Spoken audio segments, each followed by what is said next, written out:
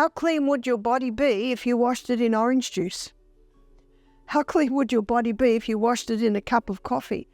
Water and water alone will supply what the body needs. We need to be replacing 2 liters or 2 quarts of water.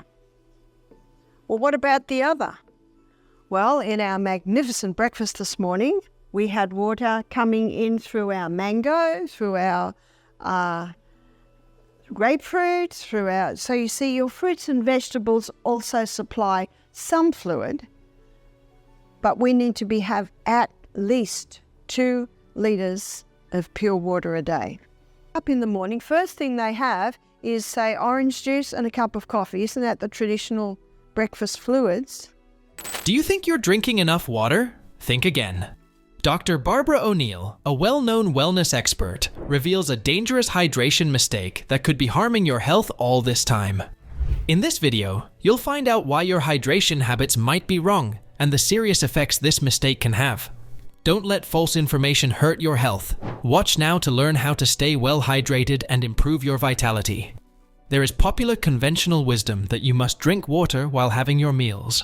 But Dr. Barbara O'Neill challenges this age-old idea. She posits that drinking water alongside food disrupts proper digestion by diluting stomach acid.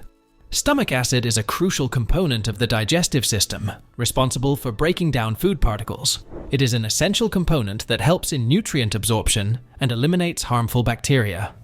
He said, I was drinking 1 liter of water with every meal. So every meal, he's watering down his hydrochloric acid. Did you know that hydrochloric acid is antibacterial, antifungal?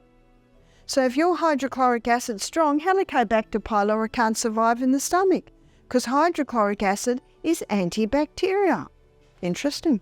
So, Dr. Barbara O'Neill suggests that excessive fluids during meals weaken this acidic environment, potentially hindering these functions. She proposes a strategic hydration approach. For example, you can drink water 60 minutes before a meal.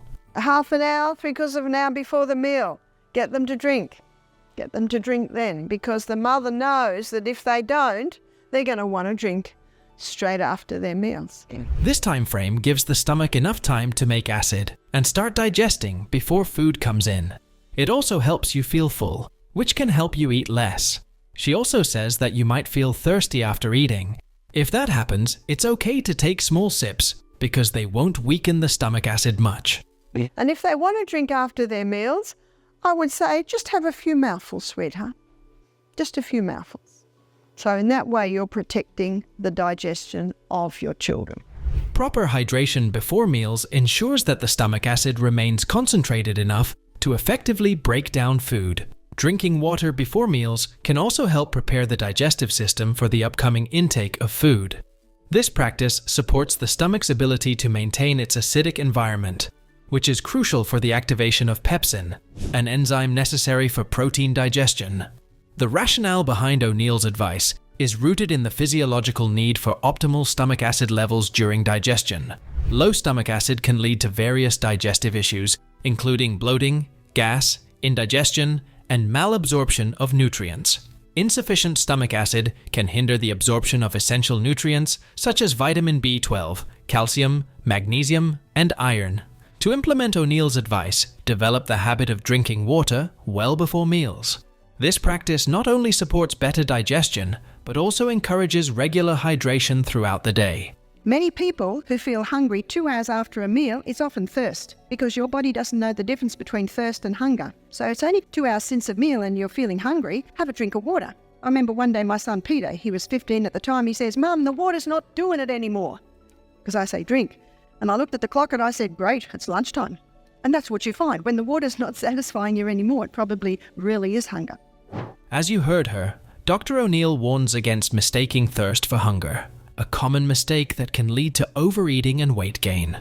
Drinking water before meals can help curb excessive food intake by filling the stomach and promoting a sense of fullness.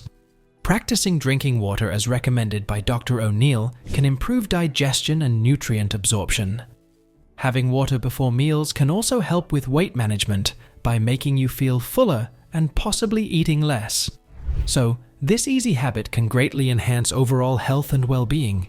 But the saddest part is that a significant number of individuals fail to meet the recommended 10 glasses of pure water daily. As a result, most people nowadays experience chronic dehydration with far-reaching implications for health. One important truth you must know is, water is not merely a drink that quenches your thirst. Rather, it is essential for the proper functioning of virtually every bodily system. Both of these hormones require a large amount of water to be able to be made properly. So if someone's dehydrated, can you see that can contribute to diabetes? From the gut, they're great big long names, so I'm just going to give you, there's about 4 enzymes that are released to finalise the digestion of our food. These enzymes, there's one enzyme that finalises starch digestion, there's another enzyme that finalises fat digestion, and that's your polyunsaturated, because remember your saturated is broken down under the tongue. Digestion relies on water to dissolve nutrients and facilitate their absorption into the bloodstream. Without adequate hydration, the digestive process can be compromised, leading to constipation and other gastrointestinal issues. Another important aspect of water is mostly overlooked. Water helps regulate body temperature. For example, when you are sweating, the body releases heat and maintains a stable internal temperature. But if your water intake is insufficient, it impairs this cooling mechanism. Eventually, you don't sweat much. Apparently, it might feel nice at first, but it can potentially lead to heat exhaustion or heat stroke, particularly in hot climates or during vigorous physical activity. In addition to that, continuous dehydration also impacts the kidneys, as water is crucial for flushing out waste products and toxins through urine. When the body lacks water, the kidneys cannot effectively perform this filtration process, increasing the risk of kidney stones, urinary tract infections, and even chronic kidney disease over time. And last but not least, I hope you know that our brains are around 30% water. So if you don't feed it enough water, cognitive functions, including concentration, memory, and mood stability, also suffer in a dehydrated state. Research indicates that even mild dehydration can impair cognitive performance, making tasks requiring focus and mental clarity more challenging. So, it's extremely essential to stay hydrated throughout the day, especially during periods of mental exertion or stress. But in the modern days of extreme business, how would you know that you're hydrated if you forget to drink sufficient water? Dr. O'Neill says the largest organ in our body, the skin, provides visible cues of hydration status. Inadequate water intake can lead to dryness, flakiness, and accelerated aging of the skin. On the other hand, proper hydration helps the skin maintain its glow, elasticity, suppleness, and a healthy complexion. Moreover, adequate hydration supports a healthy metabolism, contributing to weight management and overall energy levels. Sufficient water also helps maintain adequate blood volume and circulation. When you are dehydrated, it can lead to decreased blood pressure and an increased heart rate. It can cause nosebleeds and put strain on the heart over time. In the long term, this strain may contribute to cardiovascular conditions such as hypertension and heart disease. But it would be wrong if we keep saying only not drinking sufficient amounts of water is the sole reason behind dehydration. Rather, there is another major factor that often comes into play. Dr. Barbara O'Neill emphasizes that it's a fundamental yet often underestimated aspect of daily health maintenance: the body's water loss. On average, individuals lose approximately 2.5–3 liters of water each day through various bodily functions, with about 0.5 liters expelled through the skin alone. From the kidneys, we have 1.5 litre loss in a day. From the colon, we have 0.3 of a litre loss in the day. From the lungs, we have a 0.2 of a litre loss. And what's a surprise to most is from the skin, we have a 0.5 of a litre loss. So that's 2.5 litre loss, so litre loss in a 24-hour period. This loss happens through processes such as sweating, breathing, urine production, and bowel movements. all of which are essential for regulating body temperature, eliminating waste products, and ensuring proper organ function. The significance of this daily water loss cannot be overstated. Despite its critical role in bodily functions, many people overlook the need to replenish lost fluids sufficiently. And that also leads to dehydration. Dehydration, even when mild, can lead to adverse effects on cognitive performance, mood stability, and physical stamina, as we discussed just a while ago. Therefore, maintaining proper hydration levels is essential for overall health and well-being.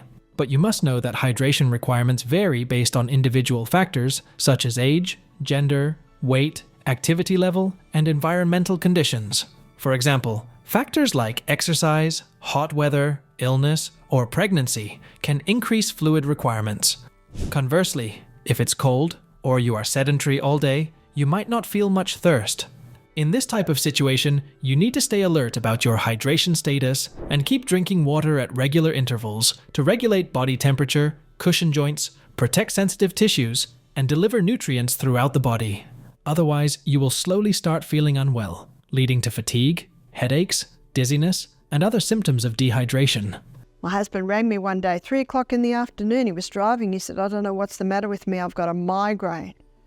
I can hardly drive." So you know what my first question always is?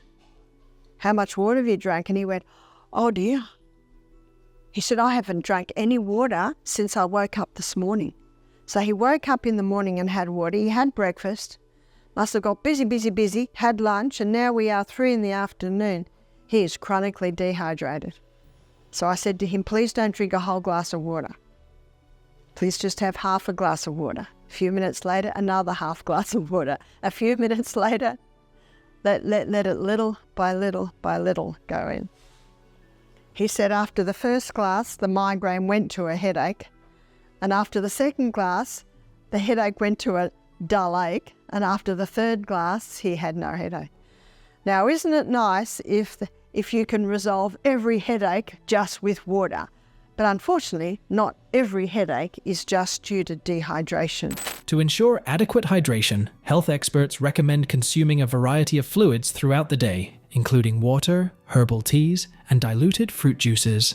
You can also monitor your urine color. For example, if it's pale yellow, it's normal. The deeper the color is, the more water you should drink. Finally, thirst cues can also help you measure your hydration status. But remember what Dr. O'Neill says, you can intake fruits to meet hydration requirements. That's okay. But if you drink cold drinks, fruit juices, or coffee to hydrate yourself, absolutely not okay. Because relying on other drinks, as Dr. Barbara O'Neill says, is never okay. Many individuals substitute water with coffee, tea, or sugary drinks under the mistaken assumption that these beverages contribute equally to hydration. But the truth is, these substitutes can actually lead to dehydration due to their specific properties and effects on the body. How many adults get up in the morning, first thing they have is, say, orange juice and a cup of coffee? Isn't that the traditional breakfast fluids? And what are they doing when they have their orange juice and their cup of coffee? They're thirsty, they're trying to hydrate, but neither will hydrate them. How clean would your body be if you washed it in orange juice? How clean would your body be if you washed it in a cup of coffee? Water and water alone will supply what the body needs. And there's a book called One of the Body's Many Cries for Water. It's by Dr. Batman Geheldage. We'll call him Dr. B, an Iranian doctor. Coffee and tea, for example, contain caffeine. Caffeine is a natural diuretic that promotes increased urine production, meaning it lets the water in your body flush out quickly, leaving you dehydrated. Is there any type of caffeine or amount of caffeine that is safe to consume? Now, when I say not really, some people like to make like a little slice or dessert with a little cacao and a little carob. Now, if they do that, and I agree that cacao gives it a nice bitter flavour, and the amount of caffeine a person would get, let's say they make a slice that's gonna feed 16 people, and there's a teaspoon of cacao and a teaspoon of carob. The amount of caffeine that the people get from that little tiny bit of caffeine in the cacao is so minimal. Raw cacao has much less caffeine than cocoa because cocoa has been fermented, which releases more caffeine. But you might argue that beverages like fruit juices or cold drinks do contain water. Well, the diuretic effect of caffeine can counteract the hydrating benefits, potentially leaving the body with a net loss of fluids. That effect is compounded in beverages like energy drinks, which often contain caffeine in higher concentrations alongside added sugars. Sugary drinks can cause a rapid spike in blood sugar levels, triggering a subsequent insulin response that can again lead to increased urination and fluid loss. Furthermore, the high sugar content in these drinks can draw water from body tissues to dilute the sugar, further contributing to dehydration over time. Basically, our blood sugar levels are dependent on the food we're eating. But regarding blood pressure, we don't see a great drop in that just in a week. That sometimes can take a couple of months. So, whichever way you look at it, you will end up with one fixed dead end: dehydration. To fight dehydration, water is the only thing you should choose. According to Dr. O'Neill, when it's hot, or when we're active, we lose more fluids through sweat and breathing. That's why it's extra important to drink enough water during these times. Unlike drinks with caffeine or lots of sugar, which can actually make us lose more water, plain water is the best choice. It helps our body stay balanced, keeps our temperature normal, and helps our organs function properly. So, whether you're out in the sun or hitting the gym, remember to drink plenty of water throughout the day. Otherwise, you are torturing your own body. Plus, there is one more crucial thing that we haven't discussed yet. If you keep neglecting proper salt intake, it can significantly impact the body's health and function. Because salt, particularly Celtic salt rich in minerals, is essential for maintaining electrolyte balance, nerve function, and muscle contraction. That's what Dr. Barbara O'Neill recommends. Insufficient salt intake may lead to electrolyte imbalances, causing symptoms such as muscle cramps, fatigue, and impaired cognitive function. Furthermore, salt deficiency can impede cellular hydration and nutrient absorption, eventually compromising overall metabolic efficiency and vitality. So, salts, particularly Celtic salt, are crucial for supporting proper bodily functions and well-being. There's a French doctor named Dr. Lelangri, and he's written a whole book on salt. He said, when people come to me with high blood pressure, I put them on Celtic salt. Why does he put them on Celtic salt? Because Celtic salt contains 82 minerals. It's a hand-harvested sea salt. So the minerals are in the Celtic salt in their balanced form. What about Himalayan salt? In many places, Himalayan salt is a lot easier to get. There's about 75 minerals. So it's pretty good. But I prefer the Celtic salt. And one reason is that the Celtic salt has 3 magnesiums. It contains magnesium chloride, magnesium bromide, and magnesium sulfate. Magnesium is a water-hungry molecule, and this explains why the Celtic salt is such a moist salt, especially when we've had a lot of rain, because those 3 magnesiums absorb the moisture. And because magnesium is a water-hungry molecule, it can be used to help the water get into the cell. So when you take a crystal of Celtic salt, put it on your tongue, and some say, how big's a crystal? Well, if you've got high blood pressure, start small, about the size of a sesame seed. I don't have high blood pressure, so I might have about 3 times little sesame seeds. Put it on your tongue, your mucous membranes start absorbing the minerals. The magnesium is taken to the cell membrane, and you drink your water, and that magnesium pulls that water inside the cell. It's the quickest way to hydrate a body. The only time excess water drinking can be dangerous is if people drink too much at once and don't have the minerals that are in the Celtic salt to pull that water inside the cell. I've had people complain to me. They say, I'm drinking more water now, and now I'm going to the bathroom all day. So I say, are you having the salt? Have a little crystal before every glass of water. And ideally, we should be having approximately 8 glasses of water a day. And then I say to them, and don't drink a whole glass at once. I think I mentioned earlier, I drink half a glass as soon as I get up. I go to the bathroom, I drink another half glass. According to Dr. Barbara O'Neill, Celtic salt has numerous benefits for cellular absorption and essential mineral provision.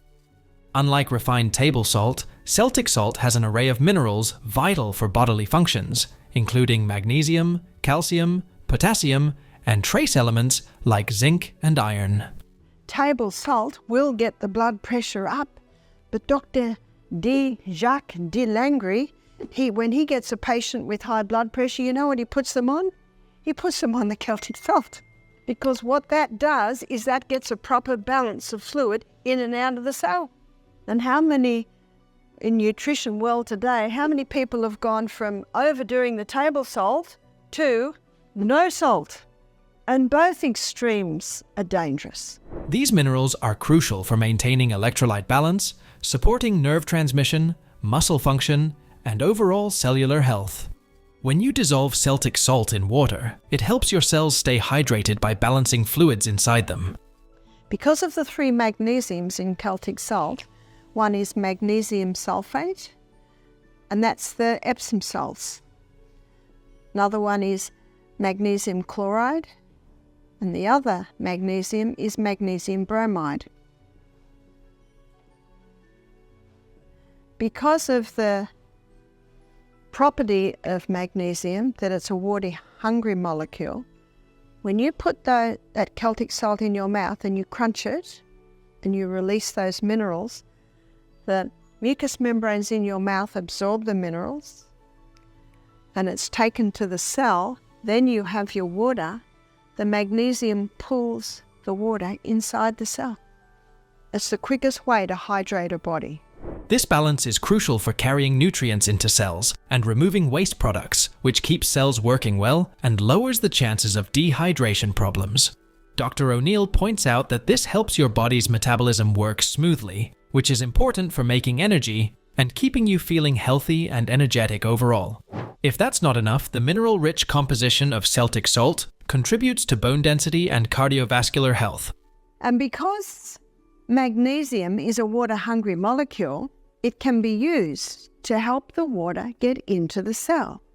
So when you take a crystal of Celtic salt, put it on your tongue, and some say, how big's a crystal? Well, if you've got high blood pressure, start small, about the size of a sesame seed. I don't have high blood pressure, so I might have about 3 times little sesame seeds.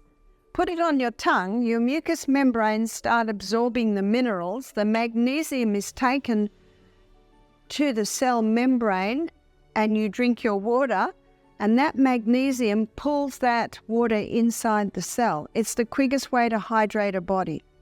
The only time excess water drinking can be dangerous is if people drink too much at once and don't have the minerals that are in the Celtic salt to pull that water inside the cell. On top of that, it also counters the potential negative effects associated with sodium chloride found in regular table salt. Dr. O'Neill advocates for incorporating Celtic salt into daily hydration routines as a simple yet powerful method to enhance holistic wellness. By enriching the body with essential minerals, Celtic salt strengthens defenses against common deficiencies often seen in modern diets. But here, Dr. Barbara O'Neill points out a critical issue concerning the misinterpretation of thirst signals as hunger, which is a pretty common thing among us. What often happens, especially with stomach, is that a couple of hours after the meal, there's often a hunger feeling. But it's usually dehydration, because the body it's not often able to decipher between thirst and hunger. This often leads to overeating rather than addressing the body's fundamental need for proper hydration. This misunderstanding arises from the similarity of the brain's signals for thirst and hunger, which can easily be confused. Now, what happens when you start eating food while you should be drinking water? Water serves as the primary component of cells, tissues, and organs, facilitating vital processes such as digestion, circulation, temperature regulation, and waste elimination.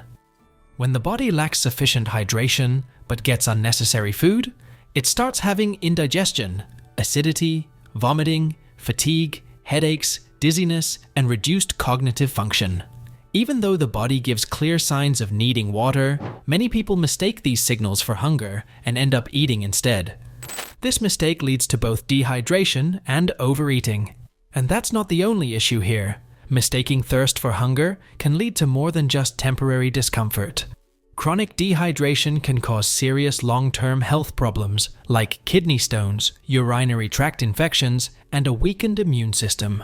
On top of that, eating in response to thirst rather than true hunger can contribute to weight gain and obesity, which are significant global health issues. While many people often don't understand why they are gaining weight unnecessarily, this can be the reason. To prevent these problems, Dr. Barbara O'Neill advises being more aware of your body's signals and drinking water regularly. If you notice signs of thirst, such as a dry mouth, feeling tired, or trouble concentrating, simply drink water before reaching for food. If your body really needs food, it will knock again, and you will know that now you truly need food.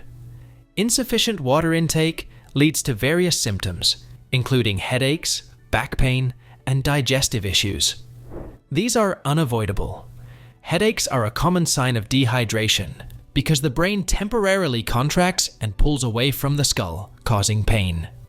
Because our brain is 85% water. From the neck down, we're 75% water. Our brain is a hydroelectric system. No hydro, no electricity. A person can actually develop negative thought patterns in a dehydrated brain. For example, alcohol is a common dehydrant.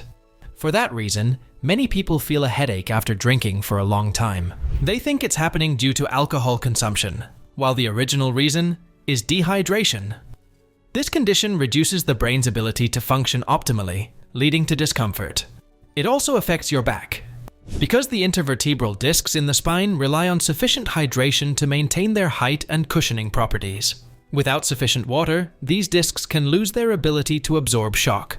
As a result, it leads to increased stress on the spine and associated pain. And then comes common issues like constipation and acid reflux. Water helps break down food, absorb nutrients, and facilitate the smooth passage of waste through the intestines. A lack of sufficient fluid intake can result in harder stools and slowed digestion, contributing to constipation. Additionally, dehydration can cause the stomach lining to dry out, increasing the risk of acid reflux and more discomfort. As you just saw, we often don't realize how even mild dehydration can affect brain function and mood. A person can actually develop negative thought patterns in a dehydrated brain. And most people know that their headache possibly is due to dehydration. Just losing 1 to 2% of body weight from not drinking enough fluids can hurt memory, attention, and decision-making skills. When you're dehydrated, your blood volume decreases, which means less oxygen and nutrients reach your brain. This can make you feel tired, less focused, and more irritable. Indirectly, when you drink an insufficient amount of water, it can be said that it is one of the reasons behind extreme stress. Dr. O'Neill suggests staying hydrated by drinking water throughout the day, not just when you're thirsty, because thirst is often a late sign of dehydration. Keeping up with your fluid intake and eating a balanced diet are key to keeping your brain sharp and your mood stable. But here, we need to clarify an important thing. It doesn't necessarily mean you have to keep drinking water every now and then, as much as you can. No, that's not the way. For example, Dr. O'Neill says, overnight, the body undergoes significant dehydration due to the absence of fluid intake and ongoing insensible water loss through breathing and perspiration. So, you should drink water right in the morning after leaving the bed. How many adults get up in the morning, first thing they have is, say, orange juice and a cup of coffee? Isn't that the traditional breakfast fluids? And what are they doing when they have their orange juice and their cup of coffee? They're thirsty, they're trying to hydrate, but neither will hydrate them. How clean would your body be if you washed it in orange juice? How clean would your body be if you washed it in a cup of coffee?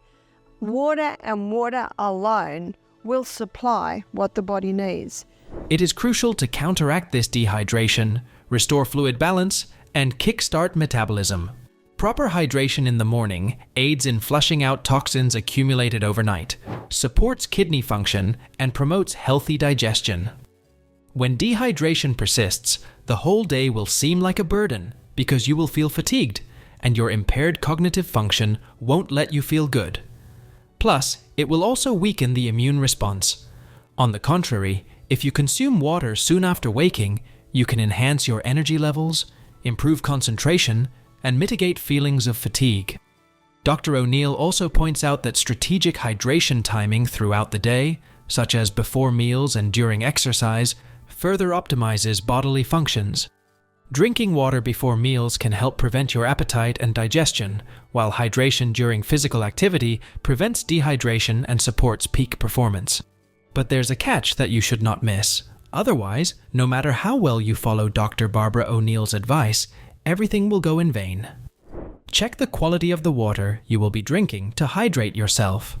If the quality is not right, nothing can be more poisonous than water. Dr. Barbara O'Neill highlights a critical issue with drinking tap water without sufficient filtration: exposure to harmful contaminants. Unfiltered tap water can contain a variety of pollutants, including bacteria, viruses, heavy metals, and chemicals, which can pose significant health risks. Firstly, bacterial contamination in tap water can lead to gastrointestinal infections and other serious illnesses. Common pathogens include E. coli and Salmonella, which can cause symptoms ranging from mild digestive issues to severe food poisoning. Secondly, heavy metals such as lead, mercury, or arsenic may be present in tap water, particularly in areas with aging or corroded plumbing. Lead, in particular, is known to cause developmental issues in children and neurological problems in adults. Mercury exposure is linked to kidney damage and cardiovascular issues. Thirdly, chemical contaminants, including pesticides, herbicides, and industrial chemicals, can infiltrate tap water sources through agricultural runoff or industrial discharges.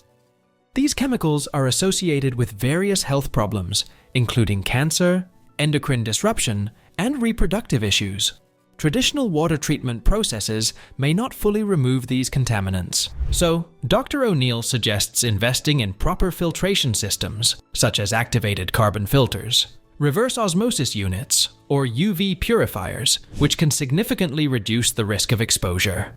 So, following the rules is not enough.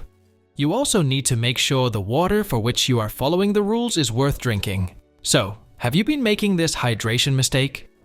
Share your thoughts in the comments below. If you found this video helpful, don't forget to like, subscribe, and hit the bell icon for more health tips from Dr. Barbara O'Neill. For example, if you want to know how salt impacts our health and what secrets about salt you are badly missing out on, click on this video.